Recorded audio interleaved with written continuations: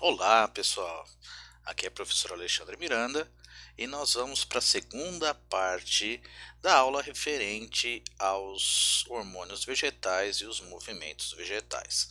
Essa segunda parte nós falaremos sobre fotoperiodismo, fitocromos e os movimentos vegetais.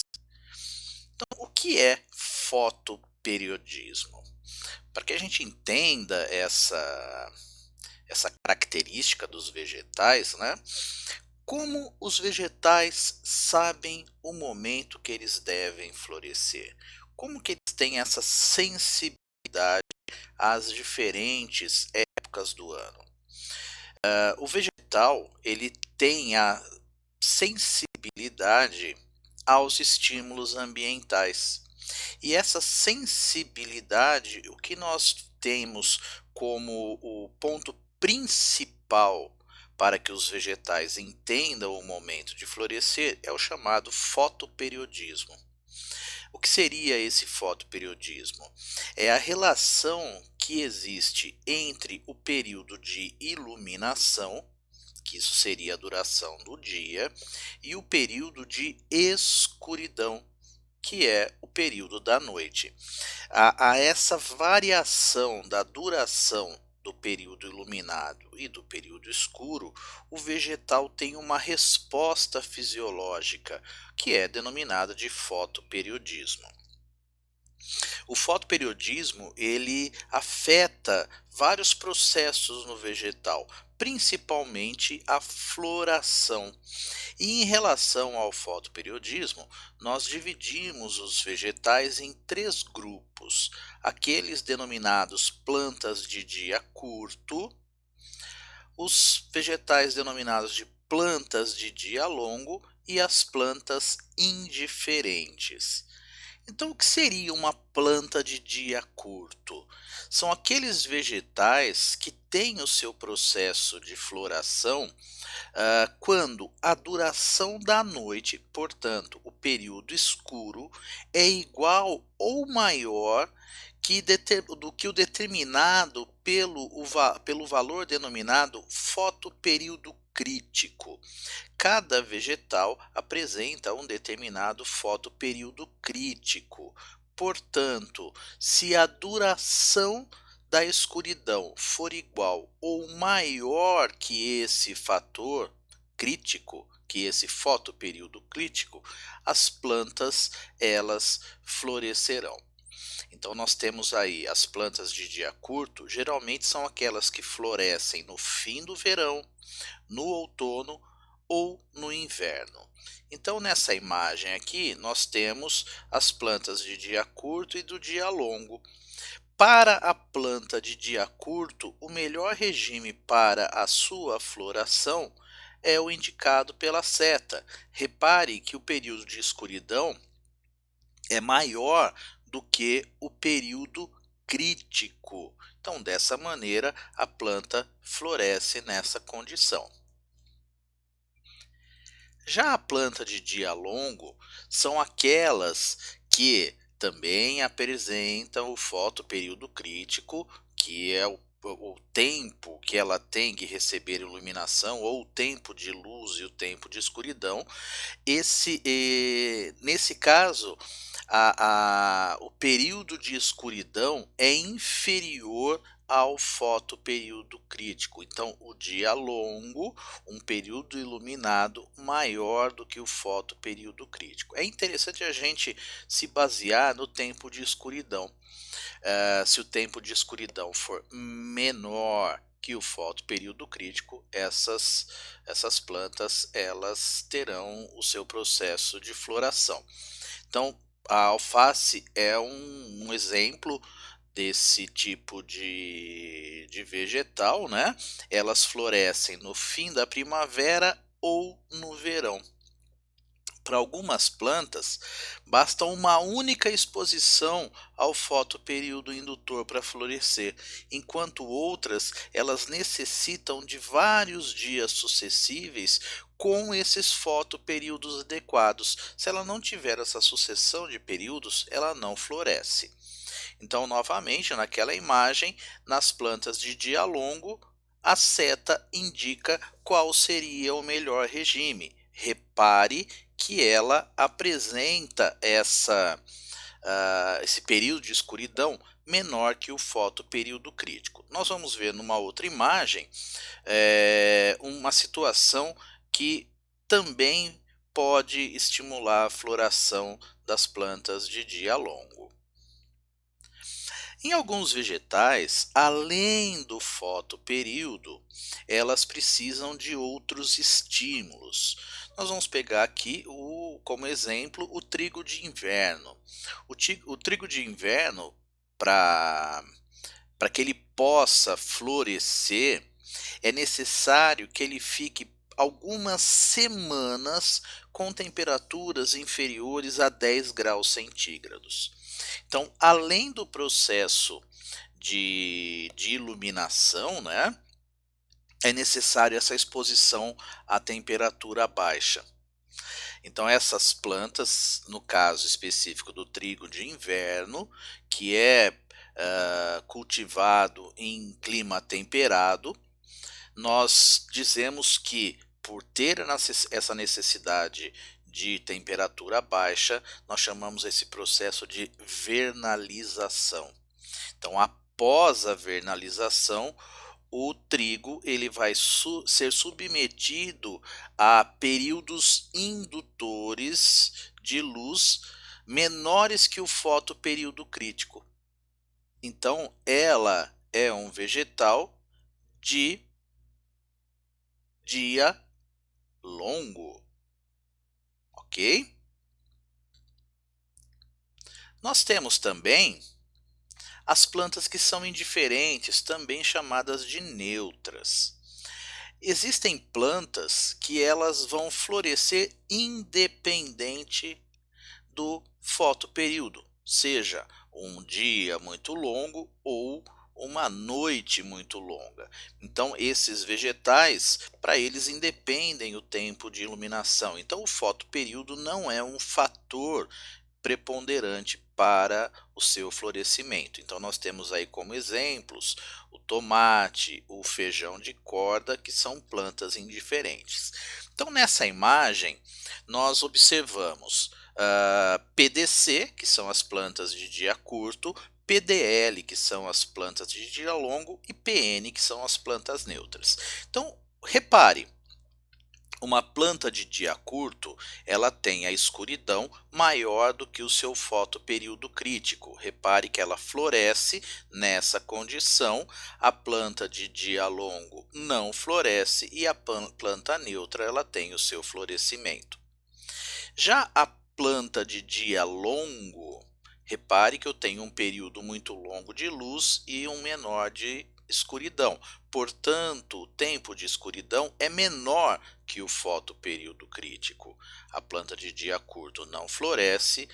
Aqui há o florescimento da planta de dia longo e também da planta neutra. A planta neutra ela florescerá em qualquer condição.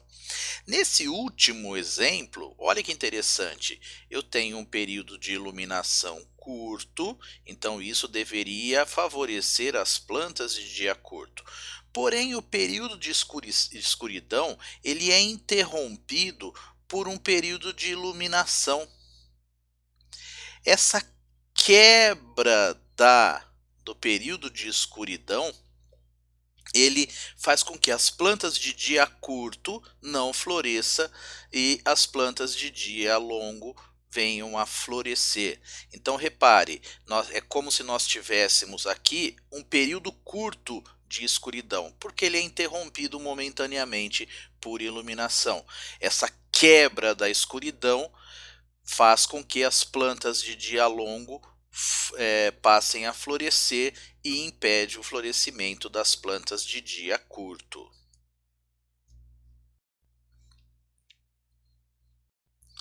Para todo esse processo ocorrer, os vegetais apresentam pigmentos compostos que são fotorreceptores. Esses fotorreceptores nós chamamos de fitocromo. O fitocromo é uma proteína de coloração azul esverdeada que tem uma sensibilidade à luz, ao estímulo luminoso. Então, existem basicamente dois tipos de fitocromos e esses tipos são interconversíveis.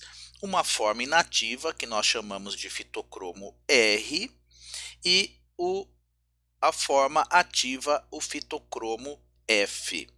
O fitocromo R, o R vem de red, vermelho. Ele se transforma em fitocromo F, que significa far red, então um vermelho longo. Ele vai se transformar, o fitocromo R, em fitocromo F, ao absorver a luz, o comprimento de luz vermelho, que está lá ao redor dos 660 nanômetros de comprimento da onda. O fitocromo F, ele se transformará em fitocromo R ao absorver a luz vermelha, só que lá na faixa dos 730 nanômetros, que a onda ela é mais longa, por isso que nós chamamos de vermelho longo.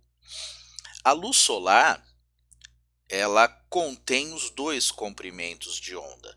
Então, durante o dia, as plantas apresentam as duas formas de fitocromo, o R e o F, tendo aí uma predominância do fitocromo F. À noite, o fitocromo F, que ele é instável, ele se converte em fitocromo R.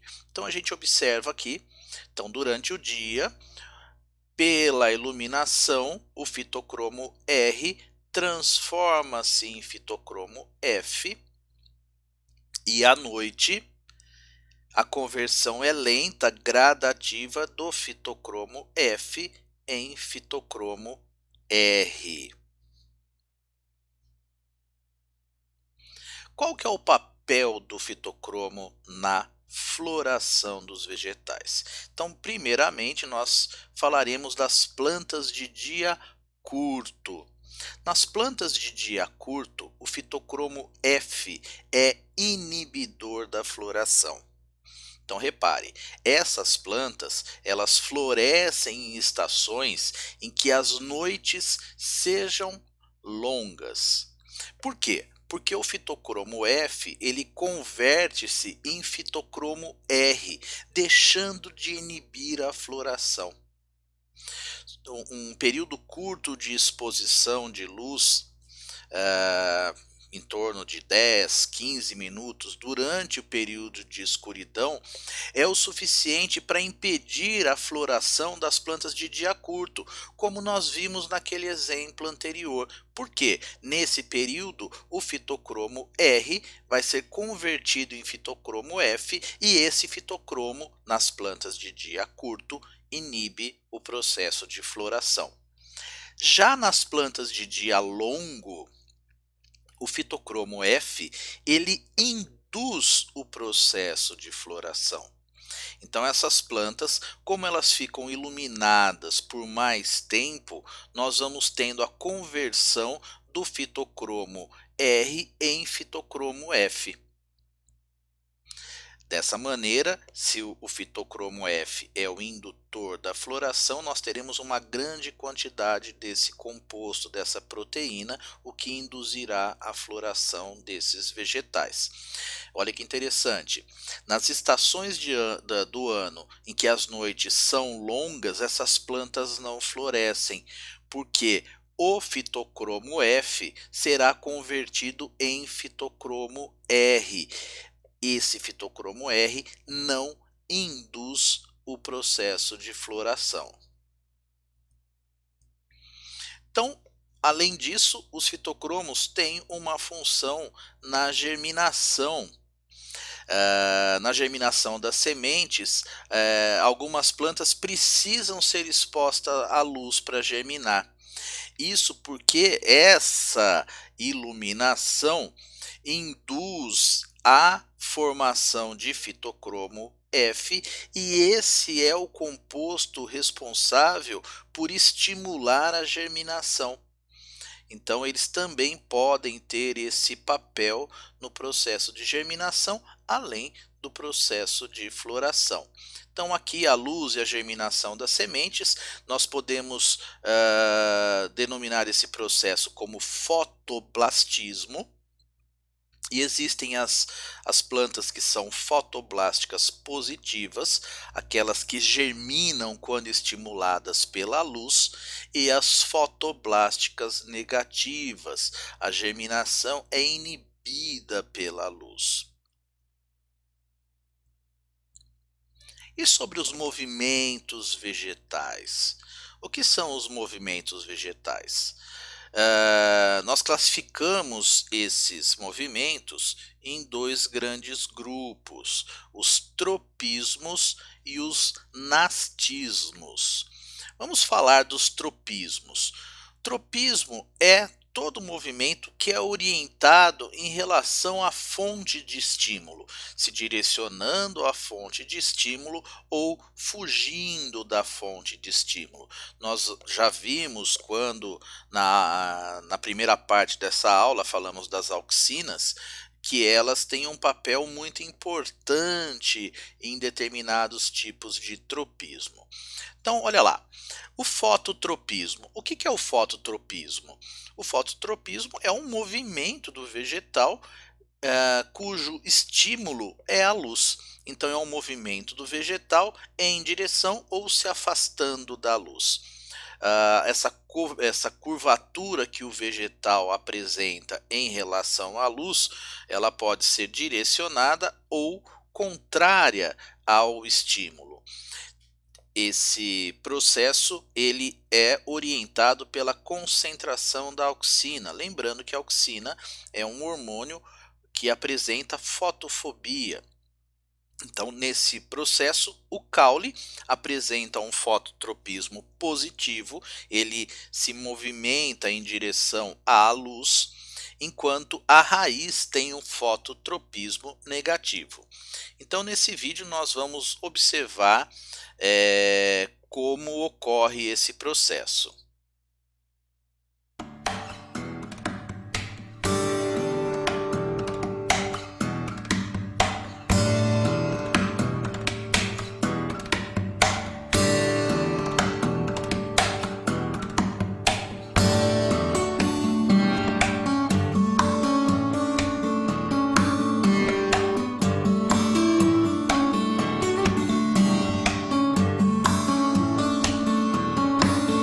Então, aqui um experimento mostrando o fototropismo.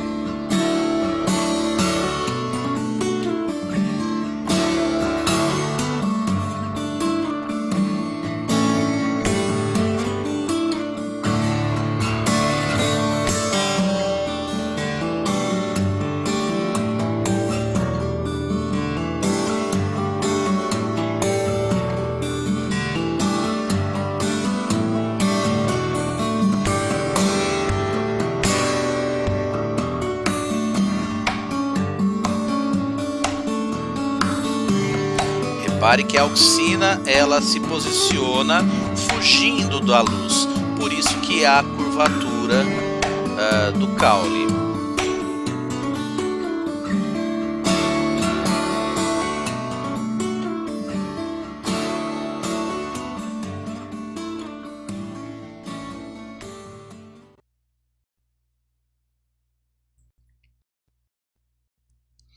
Já o geotropismo, ele é um movimento orientado pela força da gravidade.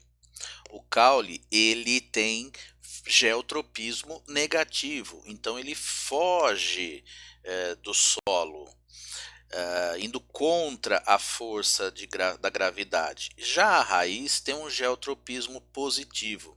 Isso também está relacionado com a auxina. A gravidade ela atuará de uma maneira a movimentar a auxina tanto no caule como na raiz. Então nós vamos acompanhar também nesse vídeo mostrando o processo de geotropismo. Plants respond to gravity. The branches of this tree are growing in all sorts of directions. Some grow horizontally, but the tip of each branch always seems to be growing vertically upwards. These are the youngest parts of the tree.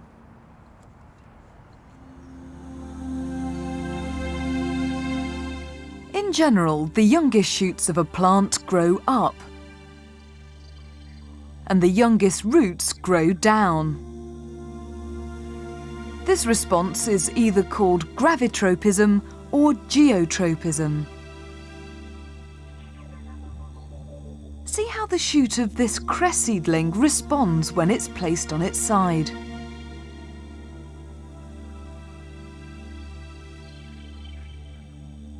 To confuse the seedlings completely, you can place them on a rotating surface. It's as if the direction of gravity is constantly changing. A few hours later, and the stationary seedlings are growing upwards. But when there's no obvious up or down, the seedlings grow straight out sideways. When people try to grow plants in space, how do you think shoots and roots will respond?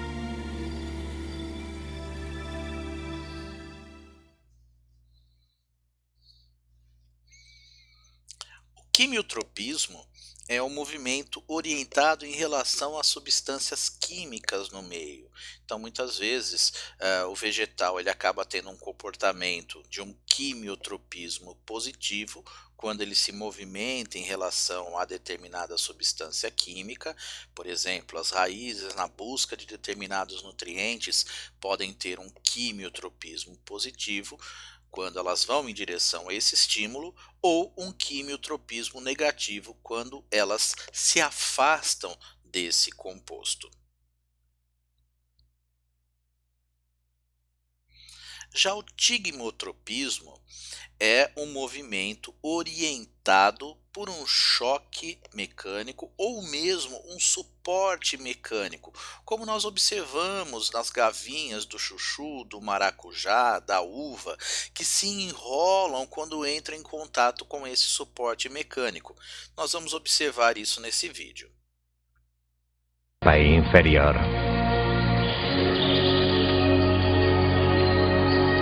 La sombra vuelve al bosque.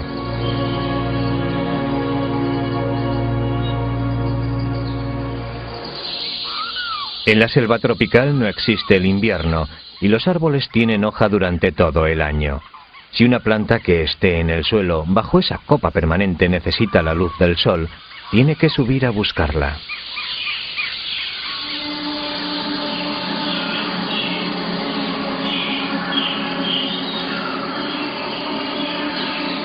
Estas jóvenes plantas buscan algún tipo de escalera, moviendo sus zarcillos en forma de látigo. Una vez que se sujetan, crean una espiral con el zarcillo, acortándolo y acercándose más a la rama a la que podrán encaramarse.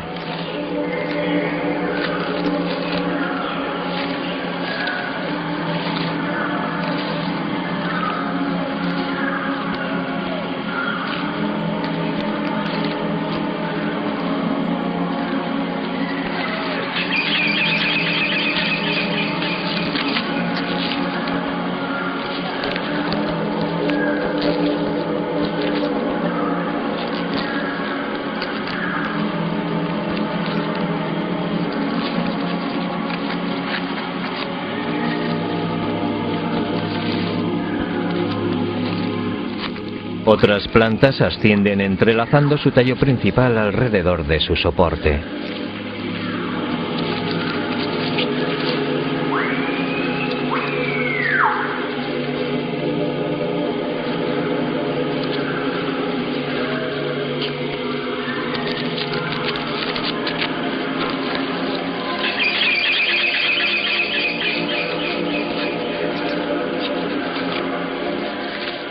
Según se van acercando a la copa y a la luz, las trepadoras expanden sus hojas.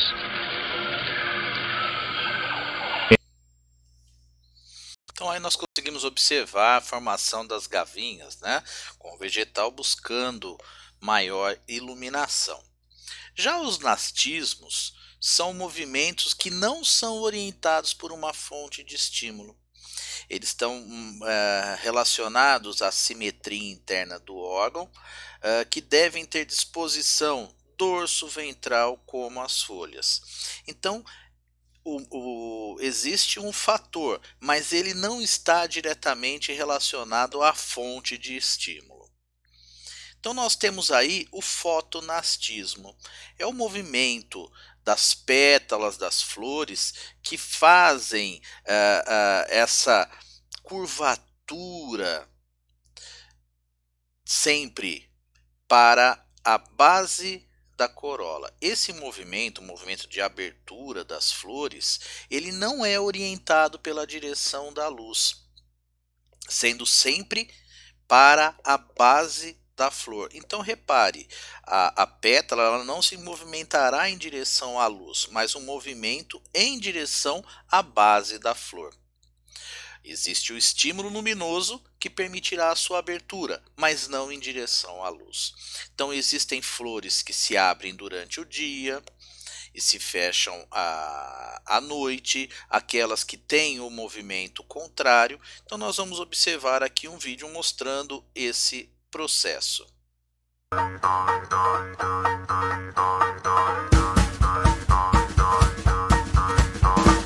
Vivo esperando e procurando um trevo no meu jardim.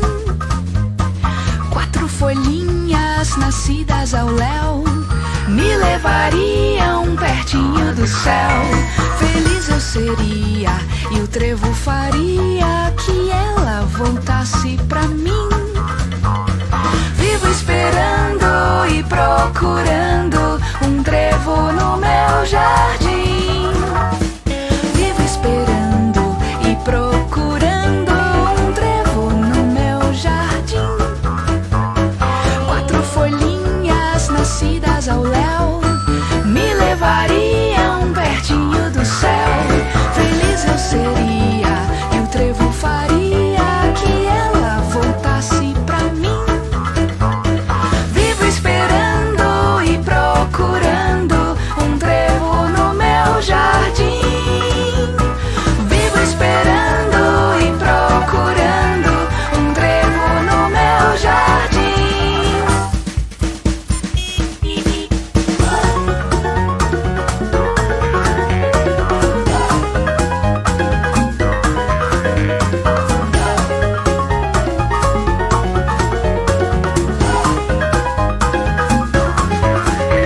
Feliz eu seria e o trevo faria que ela voltasse pra mim.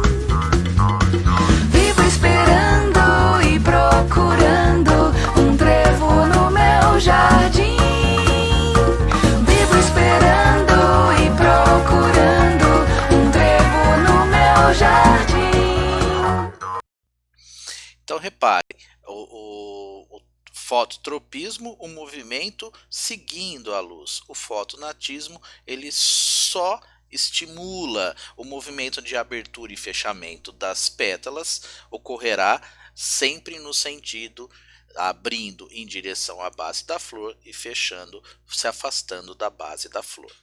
Já o tigmonastismo e o quimionastismo são movimentos que ocorrem em plantas insetívoras, ou que a gente chama popularmente de planta carnívora, né? Existe aí a sensibilidade através de tentáculos nas folhas ou pequenos pelos que secretarão substâncias digestivas assim que tiver a captura, né, desse inseto, e essa secreção ela quebrará essa estrutura do inseto, porém é um movimento pelo contato. O fechamento dessa folha modificada ela ocorrerá sempre no mesmo sentido. O toque, independente de qual seja o toque, esse contato promoverá o fechamento da folha, como nós vamos observar nesse vídeo. Like the sundew, it makes itself very attractive, oozing nectar across the brim of each leaf.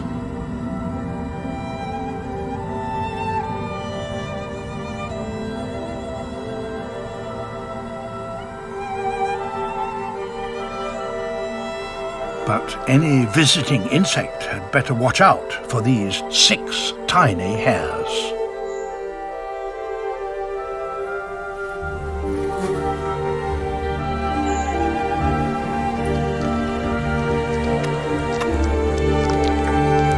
This fly has to tread carefully.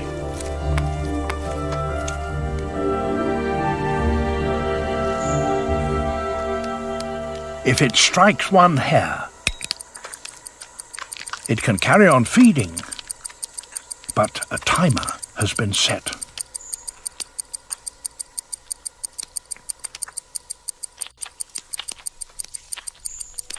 A second strike in less than 20 seconds and the fly is doomed.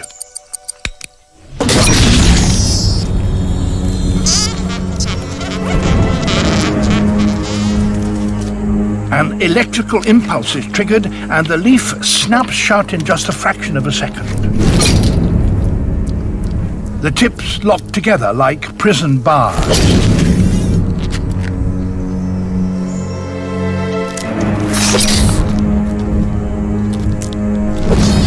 If the fly is very big or very small, it may just manage to escape. But most are trapped and die.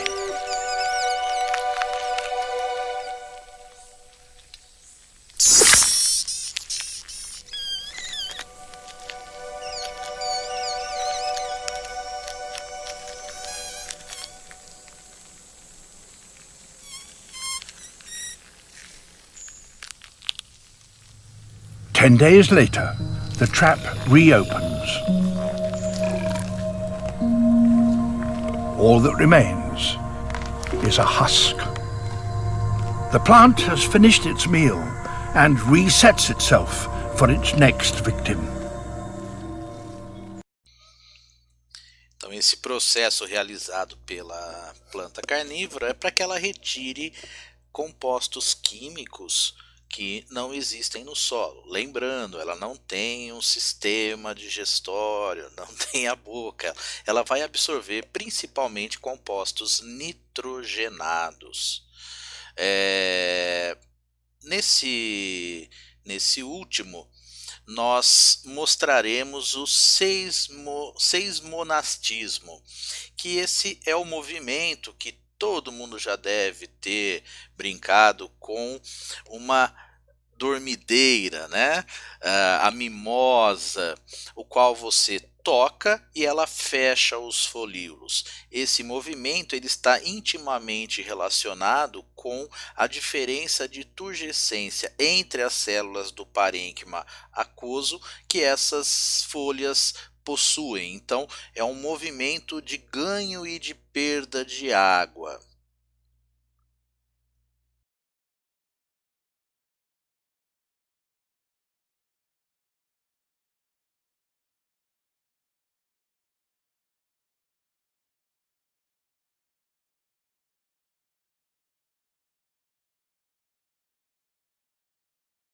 Com o toque, ela fecha os folíolos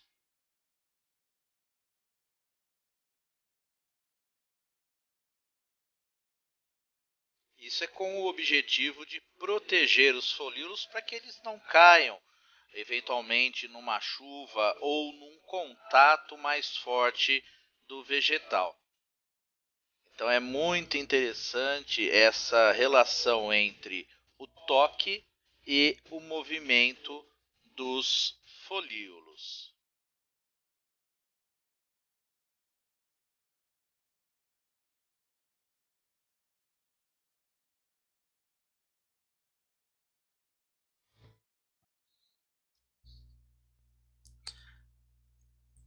Então, dessa maneira, nós podemos entender os movimentos e, para finalizar, os movimentos de locomoção ou deslocamento.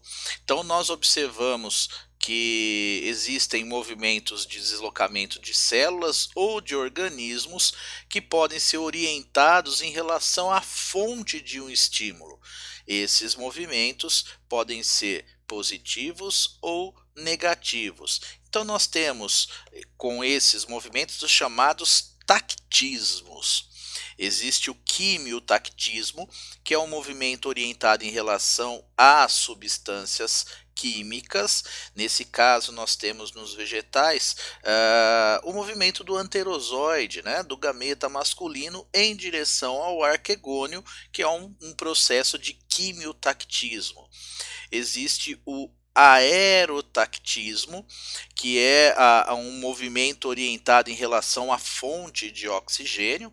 Nós observamos nas bactérias, algumas bactérias, no caso as aeróbias, que apresentam o aerotactismo positivo, e o fototactismo, que é um movimento orientado em relação à luz, o que acontece com os cloroplastos, que se direcionam na estrutura da célula vegetal para os locais que apresentam a luz. Então é isso aí, pessoal. Essa foi a segunda parte da nossa aula. Como sempre, deixarei o link desse material do Prezi na descrição do vídeo. Espero que vocês tenham gostado e logo voltamos para mais uma aula. Não se esqueça, curta, compartilhe com os seus amigos, que dessa maneira a gente pode ampliar o acesso a essas aulas, o que é muito importante. Um grande abraço e até a próxima!